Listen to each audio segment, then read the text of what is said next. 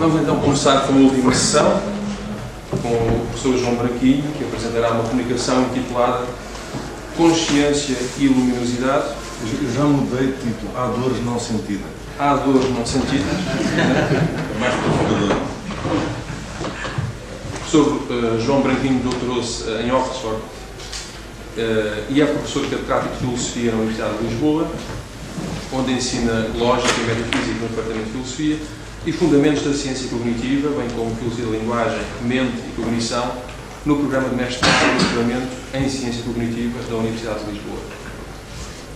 Organizou o livro Foundations of Cognitive Science, publicado pela Oxford University Press, e coorganizou o livro Enciclopédia de Termos Lógico-Filosóficos, publicado pela Martins Fontes. As suas áreas de especialização são Filosofia da Linguagem, Semântica Formal, Metafísica e Fundamentos da Ciência Cognitiva. Publicou diversos artigos em revistas internacionais, como com arbitragem científica, como Analysis, Philosophical Studies e Philosophical Perspectives. Obrigadíssimo. É um prazer estar aqui. Para quem... Eu vou fazer uma espécie de versão compactada Estou a reconhecer aqui muita gente que esteve na aula inaugural. Foi basicamente sobre o mesmo tema, mas eu vou me concentrar mais em dores e a tentar defender o ponto de vista que dá origem ao título Há Dores Não Sentidas. É preciso ter uma certa interpretação da frase. Aliás, a frase deveria ter operadores modais, já vamos ver. Há uma certa interpretação da frase que a torna, há várias interpretações. Uma interpretação na qual ela é trivialmente verdadeira e banal, que é esta aqui. Sobretudo desta proposição 1, que é esta que o Carlos João apontou como deu a citação do Sartre. Só eu posso sentir as minhas dores, isto ninguém discute. Portanto, se não pode haver dor não sentida, bem entendida no sentido que só eu posso sentir as minhas dores, só posso ter as minhas dores, isto é uma interpretação banal que não me interessa. Interessam-me as outras duas que estão ali, que é a epistémica e a trivial. E o que eu vou argumentar é no sentido de mostrar que ambas tornam aquelas proposições que lá estão em cima falsas. Umas deste lado, através de evidência de caráter argumentativo. Daquele lado, do lado através de evidência empírica. Mas já lá vamos, portanto, vou projetando os slides. Os slides são em inglês, mas peço desculpa, eu vou falar em português. Então, não? Portanto, o que eu quero fazer é examinar duas teses que parecem trivialmente verdadeiras, que têm a aparência de truísmos acerca da consciência fenoménica. Eu não vou tratar da consciência reflexiva, nem da autobiográfica, nem nada disso. Consciência fenoménica é aquela que é exemplificada em estados internos, como orgasmos, dores, depressões, etc. Experiências visuais, auditivas. É a forma mais básica de consciência, sem ciência, se quiserem, e consiste em sentir coisa. E são só esses estados que eu vou tratar.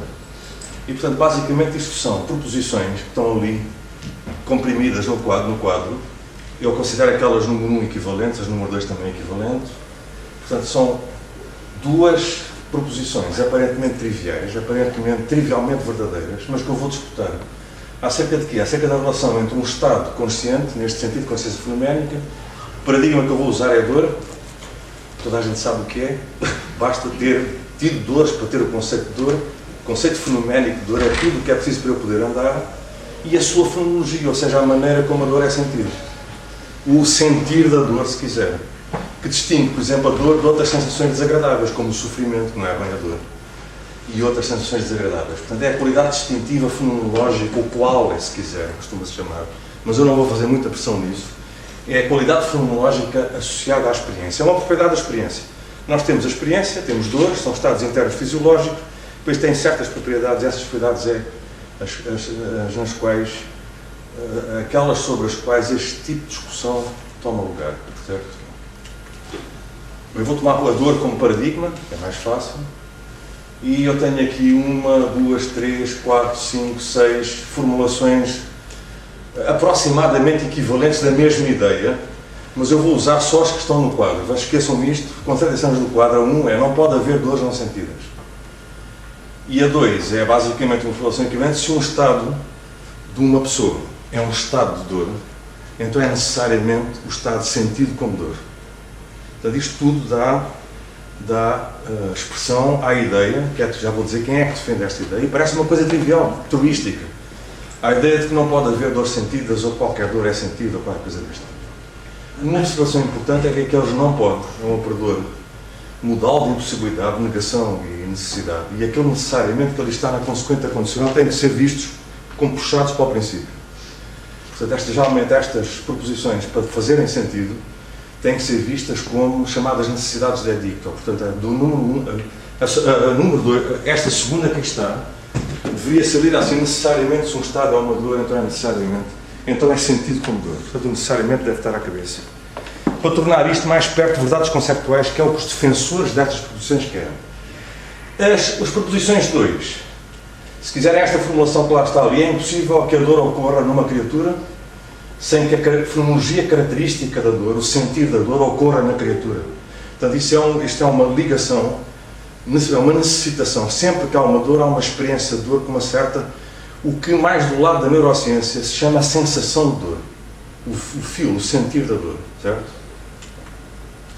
Portanto, aqui estão a segunda proposição é esta, que eu tenho ali, eu vou só tomar aquelas como paradigmas, não pode haver sentires de dor, desculpem, feelings of pain, que não sejam dores. Certo? Portanto, esta não é mais do que a conversa daquela condicional 1. É a condicional 1 mudando o antecedente e o consequente. Se um estado é sentido, se um estado interno de uma pessoa é sentido como dor, então há uma dor. E isto é necessário. Necessariamente, se um estado é sentido como dor, então há uma dor. Certo? Isto são, o que eu quero é discutir a plausibilidade disto, que isto parecem verdades turísticas. E são concebidos assim pelos defensores destas coisas. Já vão ver que papel é que estas coisas desempenham na argumentação filosófica sobre o problema da mente-corpo daqui a bocadinho. Estas proposições 1 e 2 são ou algo com esta inspiração, não sei se são exatamente estas, não estou preocupado com a exegese, são subscritas por Saul Kripke, que ainda não foi falado aqui, foi na parte da manhã, e por David Chalmers já tem sido muito falado. Então são subscritas, quer dizer, eles acham que isto são verdades que estão perto de ser truísticas. Os Chalmers acham que isto são necessidades conceptuais. Os Chalmers acham que estas coisas 1 e 2 são do género de afirmações como paciências com cartas só se podem fazer a sós. Nenhuma pessoa é mais alta do que ela própria. Nenhum solteiro é casado. Nenhuma superfície pode ser, na mesma ocasião, inteiramente verde, inteiramente vermelha, etc. Então, isto são verdades à custa dos conceitos. De maneira como os Chalmers olha para estas, é como sendo verdade à custa dos conceitos, o que torna aquele operador de necessidade para ser lido no sentido de necessidade conceptual. Certo? Necessariamente nenhum solteiro é casado, necessariamente paciências a cartas fazem-se sozinho, não se podem fazer com duas pessoas, só se pode jogar xadrez com um rei, coisas deste tipo. Faz parte do conceito de xadrez, só se pode jogar xadrez com um rei. Faz parte do conceito de solteiro não ser casado. Faz parte do conceito de uma paciência ser uma coisa que se faz com uma só pessoa, etc. Por aí. Bem, estas proposições, qual é a importância disto? Elas têm desempenhado, eu não vou considerar as proposições no contexto dos argumentos, mas elas são usadas por Kripke e Chalmers numa família de argumentos, com os chamados argumentos modais, contra a versão mais forte de fisicalismo, acerca da mente-corpo, que é aquele ponto de vista que identifica propriedades mentais a propriedades físicas, ou tipos de estados mentais, por exemplo, a dor em geral, identifica estritamente a tipos de estados do cérebro ou do sistema nervoso, por exemplo, isto é uma ficção, a estimulação das fibras C. Ou qualquer estado que a melhor neurociência identifique como o correlato neurobiológico da dor. Está bem? Portanto, eu ali estou a usar estimulação das fibras C, provavelmente não é correto empiricamente, mas tanto faz. Portanto, a ideia é que cada tipo de estado mental, por exemplo, a dor em geral, é literalmente identificada com um tipo de estado do cérebro, ou melhor, do estado do sistema nervoso. Portanto, o Chalmers e o Kripke usam estas coisas. Eu não vou mostrar como, porque são perder muito tempo. No contexto de um argumento de caráter modal extremamente poderoso contra o fisicalismo de tipos e indiretamente a favor do dualismo de tipos, que é aquele ponto de vista que o Carlos João há bocadinho falou, que há propriedades mentais irredutíveis que não podem ser identificadas com propriedades físicas. Essas propriedades são tipicamente propriedades fenoménicas. É basicamente essa ideia, os qual. Portanto, as proposições 1 e 2 parecem ser trivialmente verdadeiras, têm a aparência de truísmos simples, do género paciências com cartas não se fazem sós, parecem ser verdades conceptuais, proposições que são verdadeiras em virtude do conceito de dor, sendo o operador de necessidade, que lá está, ou de impossibilidade, lidos no sentido de conceptual. Há vários tipos de necessidade e impossibilidade, física, conceptual, metafísica, etc. Esta é, digamos, o tipo de necessidade ou impossibilidade melhor compreendida. Lógico ou conceptual, se quiser, qualquer coisa desse tipo. Pelo menos é assim que o Chalmers concebe estas coisas, estas afirmações, e há alguma evidência que o mesmo tipo de interpretação se pode atribuir a, pelo menos se pode ver em algumas observações de Creeper, Naming and Necessity. Eu já dou referências daqui a bocadinho, dos dois também, não estou muito preocupado com isso. Agora, o que o argumento é o seguinte: sob inspeção ou sobre reflexão, estas proposições 1 e 2 são argumentavelmente problemáticas. Eu não vou dizer assim que são falsas, tenho muito vontade disso. Mas vou dizer que se pode argumentar com alguma plausibilidade que são pelo menos problemáticas. E qual é o argumento? Eu vou começar por distinguir duas interpretações, começar a tornar isto mais fino, e portanto vou distinguir duas interpretações de cada uma das proposições. Uma que eu vou chamar epistémica e outra que vou chamar trivial, certo? Vou ignorar a terceira, que é esta interpretação banal. Só eu posso sentir as minhas dores, ninguém vai disputar isto, certo? Eu não posso partilhar as minhas dores com outra pessoa e coisas deste tipo, não vou disputar isto, nem sequer vou pensar nisso. Mas excluindo essa, temos estas duas. O que eu vou argumentar é o seguinte, em relação à primeira: se estas posições forem lidas no sentido epistémico, basicamente eu vou antecipar, é o sentido no qual a pessoa que tem dores e que sente dores categoriza o estado interno em que está sob o conceito fenoménico de dor, certo? Esta é a interpretação epistémica. E nesta interpretação eu vou tentar mostrar que estas proposições lidas epistemicamente são problemáticas, uma vez que implicam, é um argumento indireto, implicam uma concepção da mente fenoménica que está associada com a luminosidade. Eu já vou dizer bem em que é que consiste a luminosidade da mente fenoménica, que é argumentavelmente falsa.